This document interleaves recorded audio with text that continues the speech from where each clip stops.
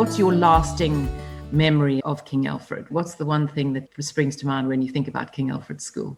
Very struck reading the newsletters of the similarity of views that I've read there to what absolutely rang a chord with me about the philosophy of why one was there, what one did there, what it felt like.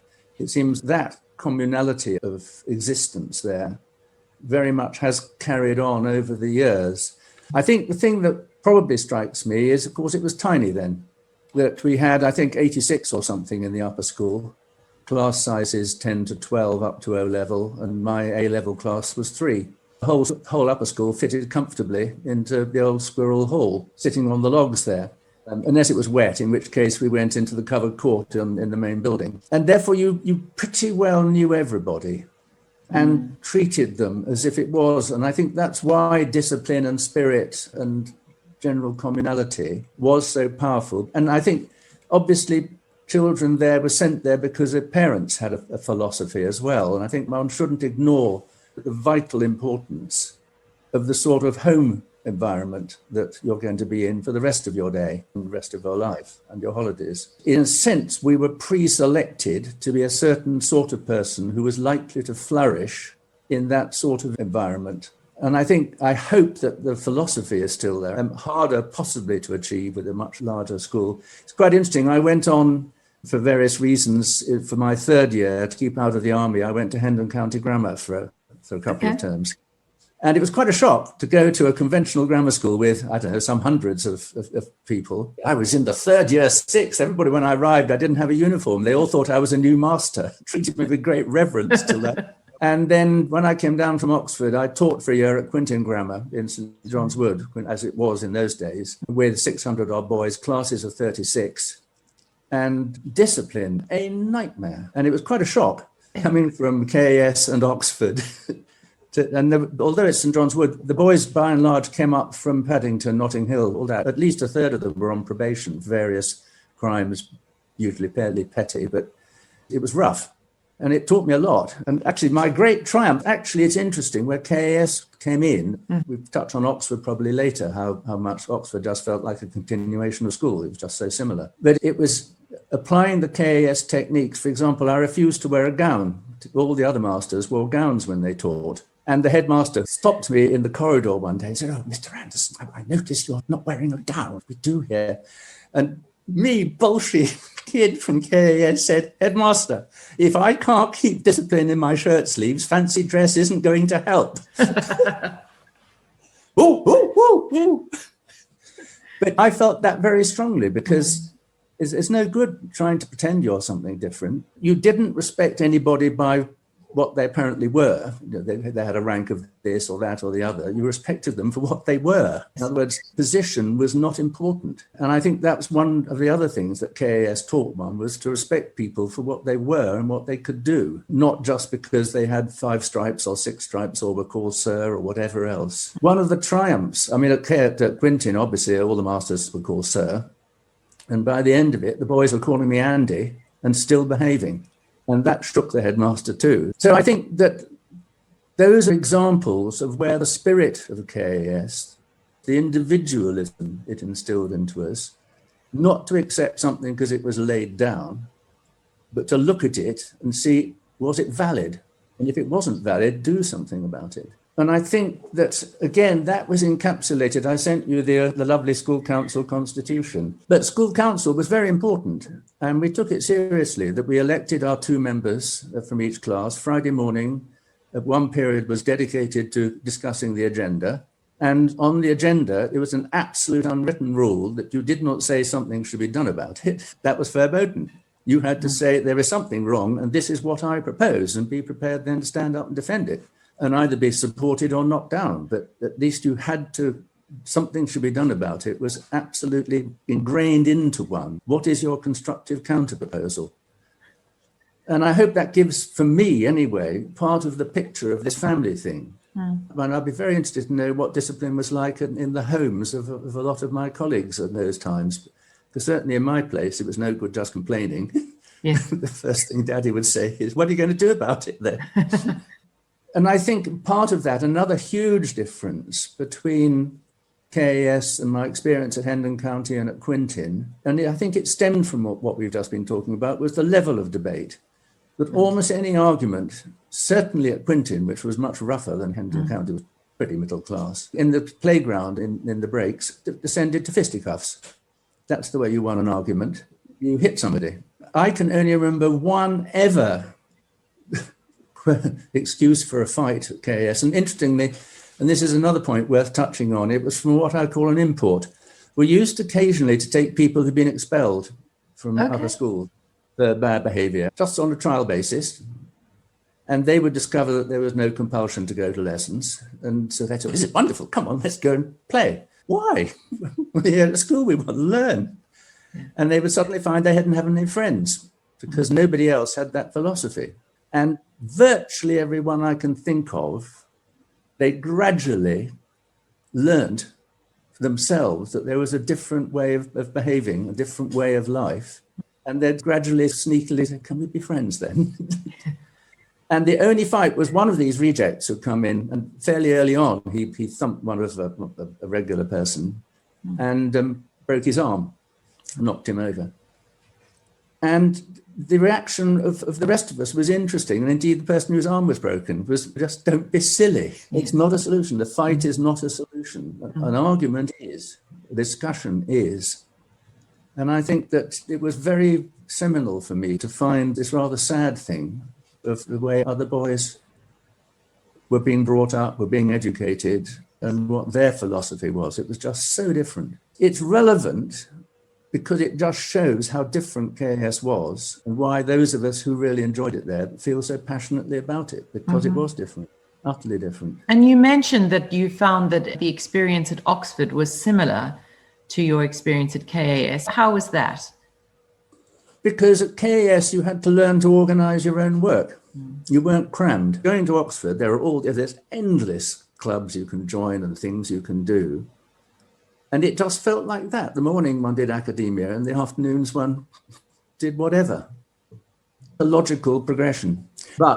And I think the other thing too that it taught, I don't know if you still do it, but at the beginning of every term, Monty, the headmaster, the male head, because we had twin heads in those days, used to go around with a list. Because we only had to have 2 lessons, the afternoons were largely non-academic. And that's when you did woodwork, printing, art, cricket, football, you name it. And you filled in your form. And Monty went round with his clipboard and discussed it. And I don't know how the hell he did it, put together a timetable for what you did in the afternoons. Right. And of course, that going back to family, that meant you were no longer in a class. So if I was doing woodwork, it would be from everybody from the first form to the sixth form, because they're the ones who wanted to do woodwork. Or if you wanted to do art, or if you wanted to play hockey, it would be everybody through the entire structure of the school. And since you were probably doing 4 or 5 different extracurricular things, the mix for each was different. And so that was another reason, on a tiny thing, where you met everybody and did things with them. And if you were good at woodwork, you were just as treasured as if you were good at maths. I think another relevant thing, Tamlyn, I don't know whether it still is the same, and it goes back to academic cramming. And I'm not sure, I talked to my sister about this and she couldn't remember it happening to her, but certainly with me, 2 years before school cert, as it then was, there was a discussion with the staff and with my parents and with me as to which way I looked as if I was going. And it was quite clear that I was maths and science and that way inclined. I was very good at music, but that was my arts thing. And so I never took any of those at O-level. And I started my A-level course 2 years before, quotes, O-level. So I never did the O-level syllabus in applied maths, chemistry or physics. You had to do pure maths because that was a qualification. So I only took 5 subjects at O-level. I had to do Latin because of Oxford. I wanted to. So it was English you had to do, maths you had to do, Latin, geography and French. And an illustration of how important it all was that the geography O-level, one of the geography O-level papers was in the afternoon of a very important cricket match. I love the story. Please tell us. Nicky Alwyn, son of the composer William Alwyn, was captain of cricket, a very, very fine cricketer. You've seen all about him. And I always opened. I always opened because any other position you go into bat, they're psychologically up because they've just taken a wicket. And what's more, you don't have to sit around getting nervous. You just get out there and get on with it. So Nicky and I always opened. And it was this ruddy cricket match. So Nick gave firm instructions that if we won the toss, the other side were to be put into bat, whatever happened, because I was only a sort of occasional bowler. We rushed through our geography paper. You were allowed to leave after half an hour in those days. This crowd at this paper, clad in our whites, all dressed up to go, hit boots on, dashed out to play cricket and win the match. And it's frightening in retrospect, but we both passed. I bet, I'm sure. And, I don't even know, other than in French, I have no idea what my marks were. That wasn't really important. I passed. I don't know what I got for my A-levels. They were just pass, pass, pass. And I did try to find out of curiosity, but the records don't exist anymore. So there was just the 5. So this nonsense of cramming for 12 O-levels. It's just cram, cram, cram. And you're never going to use any of it. And then the beauty then, the other 3 subjects, you did in a leisurely pace, because I discovered when I was teaching that certainly in sciences, a lot of it, you're going off to the left to learn O-level, and then you forget all that and learn proper stuff to go to A-level. So what a waste of time having headed down that road and then heading that other way. Yes. And that also established a very deep relationship with the teachers in those subjects. I think the other thing, thinking about it, I don't know if it still is so, possibly slightly less or even slightly more, but we, of course, were very odd. There was Bedales, there was Frensham Heights in those days, Dartington, and there was us. And when you started talking to people, what? There are no rules? You don't have to go to class? Yeah. Co-educational? Yeah. What? What sort of freak are you? And this did engender, look, we're special. And we're going to prove to the world that we're special. You're the ones who are the dull, dreary, conventional guys. And I think on sport, this is why we did so extraordinarily well at sport, because you see it in sport. Some top managers now like to instill in their players the victim thing. We're the underdog, we're the victims, we're the people. We'll show you guys. And, the school would turn out and watch these games and cheer. In my day, there was a football team called Yeovil Town who played in Yeovil on a slope like that. And they used to do astonishingly well in cup competitions because these guys from the higher divisions came down. Weren't used to people who just wouldn't let them go. Each time you turn around, there were 3 people tackling you. So I think that element of, again, in a sense, enhance the family field. We are this family united slightly against the world, who are going to think that they were silly and effeminate and puffy and silly. Yes. Which was good. I think that point that you raise about being different is actually, that's a positive and something that we should share. And our current students certainly feel that, but that sense of not pride, but sort of belief in that difference is good. It was non-deadly sin type pride, if you know what I mean. It was the right sort of pride. And I think that does sustain one through life. I mean, I was thinking to my career thereafter, you didn't take things lying down. You didn't observe authority just because authority was there and you called it sir. You respected authority because they were a damn good teacher and a hell of a nice person. But that's KAS in practice. I don't take huge credit for myself, other than it's what it taught me. Mm-hmm. You spent about 30 years in the civil service, did you, Julian? I joined the civil service, spent 30 really great happy years. I spent 6 of those years seconded to the Foreign Office. 3 of them, 1970 to 73, I was on our team for the accession negotiations. There was a small element of out in Brussels, permanently in Brussels, and the rest of them travelled once a month for meetings. So that was a fascinating experience, and mixing internationally, which was really very, very good. And then I went back again 82 to 85 as our chief agricultural negotiator at official level in the special committee and council. So I had 6 years seconded to the Foreign Office out of those 30. And then got increasingly disillusioned with how they were progressively wrecking the civil service. Both parties, and this is an apolitical comment, just the quotes reforms that they were introducing, largely designed to make the civil service less influential and ministers more powerful, and particularly political advisors. They were coming in and were wrecking the place. I mean, the number of policies that have gone disastrously wrong over the last X years, simply because they were the bright idea of some 20-year-old. And the civil service wasn't able to do its job of saying, look, hang on, have you thought about this? Have you thought about that? So I got out and left and went to join the Country Landowners and was Director General there for 10 years, which was much more fun. It was more fun than the civil service had become. Sorry, yes. I'd enjoyed my career up till then very much, but it was just seeing ministers of both parties just progressively wrecking and almost consciously wrecking the thing. Yes. Which was rather sad. And Julian, going back, I know that you mentioned to me that you had edited the school magazine. Was that right? Yes. And you found some as well. I got it here. I've got the galley proofs. Fantastic. Was that at the time when King Alfred had its own printing press? Is that right? We certainly did have a printing press. I'm not sure whether this was beyond us. Oh, look at that. 1953. How wonderful. Editorial. All editors should set about their task with a definite policy in mind. We had our own policy, which was roughly as follows. We wanted to try to bring this magazine nearer to the school. To do this, we tried to get more reviews of current additions to the library, to get more reports on topical events and news from school societies, etc., etc. Everyone who has a policy is always disappointed, brackets, otherwise where would insurance companies be?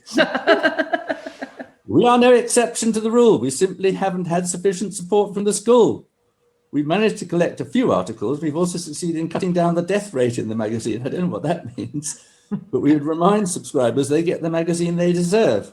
If they want to change it, and a good many do, they can only do so by their own efforts and not by complaining to the editors. We hope at any rate that each of our readers will find something to his or her liking. That's me, aged 15, for God's sake. I was 15 that summer, so I'd have started editing it when I was 14. So that editorial was probably written when I was 14. But what I'm trying to see is where it was printed. Oh, Peter was, I got all these names. Oh, Mamoon, a poem from Mamoon. He was my horse, chestnut and white, that went into the forest, never to come back. It was a stormy night that I was riding him. He was fierce. His eyes were like balls of fire, and his mane was like the flame of a torch. And when he neighed, it was the trumpet's noise. And now, when the night is cloudy and the moon covered by clouds, I do not know whether to grieve for him or curse him for breaking my back. Very special, really special. And Julian, when you were in the youth orchestra, was that when you were at KAS? That you were part of the youth orchestra? Yeah, very much so. I was in the youth orchestra from 52 to 57. Mm-hmm. So my last year was, in fact, when I had gone on to Hendon County to keep out of the army. We had quite a good school orchestra. We had an Icelandic chap came over by the name of Johan Tryggvason, whose daughter was an absolute child prodigy on the piano and went to Russia in the Tchaikovsky competition.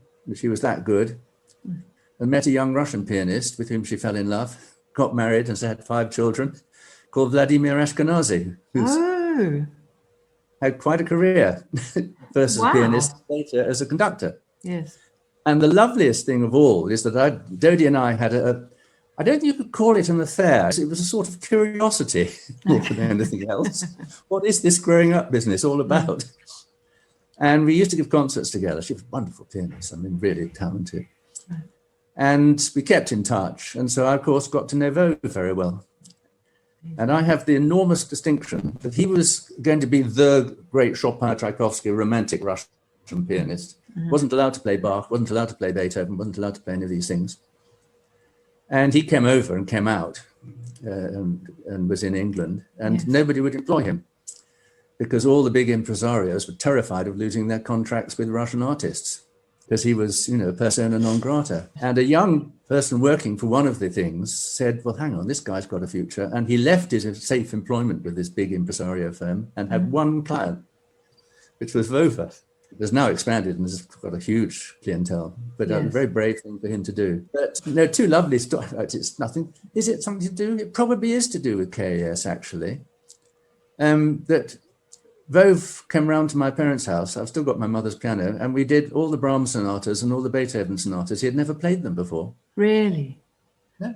And he sight read these damn things. Total virtuoso. Yeah. At the end, without turning back a page, played great extracts of them to show how excited he was to see what Brahms had done with the theme here and how he'd brought it back there and how he'd inverted it here. And he'd sight read these impossibly difficult piano parts and already could just play them back. But no, the KAS relevance is that Johann had this the school orchestra, which was quite good, I say. Dodie had to play violin in it. She hated it. And parents used to come along to bump it up. Freddie's mother was a very good cellist. She came along. But Vove wasn't getting any work. He was just sitting there rather miserable, except his father, who had an amateur orchestra in Hampstead Garden Suburb, and kept on having Vove along to play concertos with it. I mean, it's outrageous. International. And Vove were talking, he was a bit sad. He said, oh God, I get so fed up with doing nothing much except playing my father-in-law's thing. So I said, well, what would you rather do? So I'd rather conduct. So I said, well, that's all right. Tell him you want to conduct. I couldn't do that. Russian training. He said one day rather sadly, Julian, how do you make a decision? Because he'd never had to make a decision his whole life, Russian. And for him, the idea of, so I said, no, you just tell him you're not going to play another concerto till he lets you conduct. And what's more, I'll play a concerto and you can conduct it. Oh, Julian, that's a lovely idea. Do you think I could? So I have the great distinction that the great conductor, Vladimir Ashkenazy, made his conducting debut in Henrietta Barnett's school at Hampstead Garden Suburb, with J. Anderson playing the Haydn G major violin concerto, and his wife, virtuoso thing, playing harpsichord continuo. And the really annoying thing is that it was taped, and I don't know who the hell the tapes have gone to. I've got the program still. But that was another KAS thing. To me, bloody hell. Yeah. Tell him you're not going to play it. Yes, yes. Perfectly simple. You assemble the facts, you take the thing, you look at what's going to work. Whoa. NYO was, I think, I don't know. I ended up leading it. I certainly wasn't the best violinist. There was John Georgiadis, Ken Silito, who went on to enormous careers, who even in those days were remarkably fine pianists. I remember John Georgiadis walking down the corridor playing the Mendelssohn violin concerto with the violin held against his belly button. But I think the reason Ruth pulled me out was because, again, I think let's go back to KAS. There was something about leadership. There was something about the confidence, the belief in finding family, of treating it as an entity. And I think that I owe much more to KAS than I do to, obviously I could play it perfectly well. I wouldn't have got the job without that. But I certainly wasn't the top violinist. But I was somebody that she saw had the sort of things she was looking for in a leader, in a children's environment. And able to relate to the professors, therefore, also, because I was used to relating to, quotes, higher authority. Yes.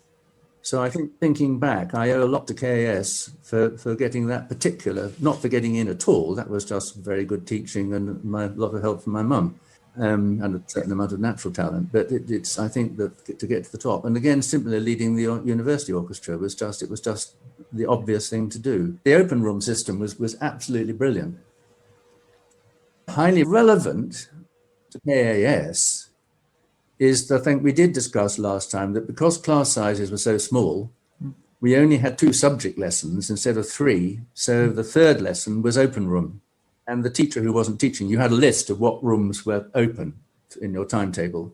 And so if you wanted to do your maths homework, you waited till Harry was free in the maths room. You went and did your maths homework in the maths room. And if you were stuck, you went up to the table and said, Harry, I didn't quite get this. Y is B minus A equal to C squared. And Harry would give you a little, tutorial. So you'd learn from anything you hadn't understood. And It meant that I left school at 4:00 with no homework. Now, if I'd had 2 hours homework a night, I would not have been able to do an hour's practice and then an hour's sight reading with mummy. So undoubtedly, success on the violin, which is, as with anything else, is how much time you put in, would not have been possible if I'd had a heavy homework thing. And even in the sixth form, I don't think I did any homework because there was always time to do it in school. So you could plan your day. And this, again, a bit like going up to Oxford. When will I do what? When will I do my French homework? When will I do my English homework? When will I do my whatever? And because I was only doing 5 O-level subjects, plus the 3 up to A-level, it meant that the actual load of that stuff was much, much less. But I think, yes, I hadn't really thought that one through, that the development of my violin playing was massively assisted by not having crippling loads of homework. My best friend down here is a violin teacher. And the year before O-level, she regularly loses a chunk of her pupils, obsessed. And I think the other thing, and this may be unfair, is, as I say, that the cricket match was more important than the geography exam. This obsession with marks and grades and everything, that a lot of her parents, of her pupils, oh, but she must do grade 3 this year, she must do grade 4 next year. The only way they can measure anything is by doing the exam syllabus. And that seems to me, that's not education. And certainly in the case of music, isn't good, because you don't necessarily learn the right way that way. Oh, there's one story please. I don't know if it still happens. In the summer, beginning of the summer term, we all kept a lookout on the field because there was a family of ducks who used to hatch their ducklings in one of the ponds on the Heath extension and then walked them all the way from there through school and over into Golders Hill Park for their middle school. And we'd see them coming across the field, and everybody would pile out of class and go into North End Road and stop the traffic while the ducks walked solemnly across to Golders Hill Park. It was wonderful. But why she hatched them out on the Heath, nobody, it would be very hard to ask her. It's the power. We held up the traffic. Stopped the mighty roar of Hampstead's traffic. No, it was, but I think all that, going right back to the beginning of this chat, that, you know, what was it? A family thing, all of that, in a sense, we've expanded outwards from what that meant. But it actually also goes back inwards to why it was important. Yes. And I said, I do sense that very much from the articles that you've sent me, that a lot of people have been through that similar feeling of cooperation and spirit for that way.